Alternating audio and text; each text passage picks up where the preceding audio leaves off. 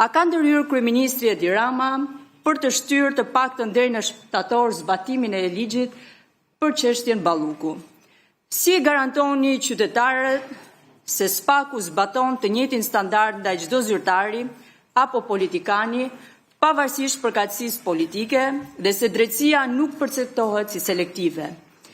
Në çështjen ndaj zotit Berisha, SPAK ka ngritur akuza që lidhen me një proces ku përfitues kanë qenë ish pronar, që ka qenë pjesë edhe ish programit të Partisë Demokratike. Dhe nga ana tjetër, për ligje me efekt nominal që favorizon një subjekt privat me 4.2 milion euro nga fondet publike, dua t'ju pyes që a ka nisur SPAK një hetim ndaj kryeministrit Edi Rama? A ka nisur SPAK hetim ndaj kryetares së Bashkisë Kurbin, lidhur me administrimin e fondeve të rindërtimit pas tërmetit të vitit 2019? Dhe nëse po, në çfarë faze ndodhet ky hetim? A konsideron SPAK se ka elemente të veprave penale të korrupsionit apo shpërdorimit të detyrës në procesin e rindërtimit në Kurbin, duke patur parasysh denoncimet publike dhe faktin që shumë qytetarë sot vazhdojnë të jetojnë në pallatet e pabanuara, shumë qytetarë nuk kanë marrë banesat e tyre, nuk kanë marrë bizneset e tyre dhe vazhdojnë të mos u dorëzohen pronarëve dhe po përdoren për qëllime elektorale. A mendoni se mos veprimi përballë këtyre denoncimeve cënon besimin e qytetarëve tek drejtësia? Dhe kur mund të presin qytetarët përgjegjësi ligjore për çdo abuzim që ka ndodhur me fondet e rindërtimit në Kurbin? Faleminderit. Pyetjet. Faleminderit zonja Hoti. Gjitha pyetjet tuaja lidhen me çështje konkrete dhe unë nuk kam koment për asnjë çështje konkrete. Secili person që ka një proces gjyqësor, kushdo qoftë ai, ka të drejtën që të kundërshtojë vendimarrjet e SPAK-ut, ka të drejtën të dëgjohet gjykat dhe është gjykata që ka kompetencën të përcaktojë çfarë është e drejtë dhe çfarë është e gabuar. Kundër të vendimit të gjykatës, ekziston edhe ankimin e gjykatat më të lartë. Kështu që unë nuk kam një koment për çështjet që ju përmendët. Për sa i përket ndërhyrjeve të kryeministrit, nëse ju mendoni, nëse keni prova, paraqitjen ato për ndjekje penale në organin kompetent. Unë qëndroj të njëjtin mendim që janë të gjithë barabartë para ligjit.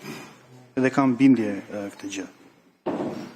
Për çështjet e tjera që u pyetët për lidhur me Bashkinë Kurbin apo rindërtim, unë nuk mund të as konfirmoj, as të mohoj ecurinë e hetimeve, dhe as të diskutoj se nuk është as vendi në këtë komision.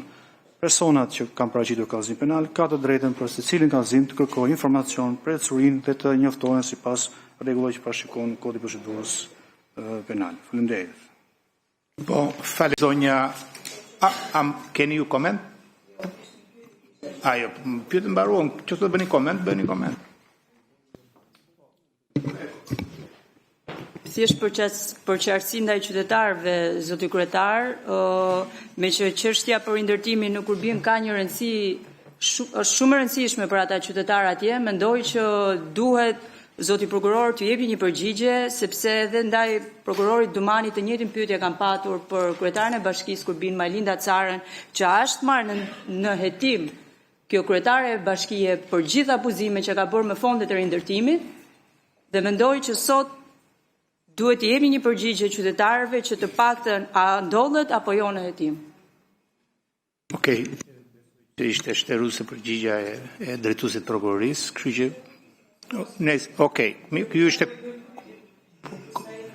tashti, po bëre pyetje konkrete atë përgjigje do marrësh. Besoj se edhe për ju është e qartë, unë kuptoj shumë që besoj ka gjë keni të qartë. Mund t'i bëni një kërkesë me shkrim, t'ja përcjellë komisioni dhe t'ju përgjigje.